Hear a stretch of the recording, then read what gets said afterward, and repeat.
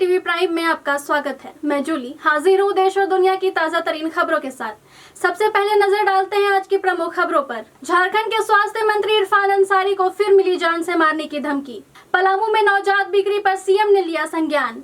वेतन वृद्धि रोकने के विरोध में 3000 शिक्षक काला बिला लगाकर पहुंचे स्कूल। बिहार में उत्पाद विभाग की टीम पर हमला। आयुष्मान वय वंदना कार्ड 70 साल के ऊपर वालों को मिलेगा 5 लाख का हेल्थ कवर। 9 सितंबर को उपराष्ट्रपति चुनाव। भारत अमेरिका टैरिफ के बीच जेलेंस्की का बड़ा बयान। क्रिकेटर से एक्टर बने धोनी द चेंज टीजर में आर माधवन के साथ फायरिंग करते नजर आए captain cool. Asia cup hockey में भारत चैंपियन, वर्ल्ड कप में मिली जगह। हफ्ते के पहले कारोबारी दिन शेयर बाजार में तेजी।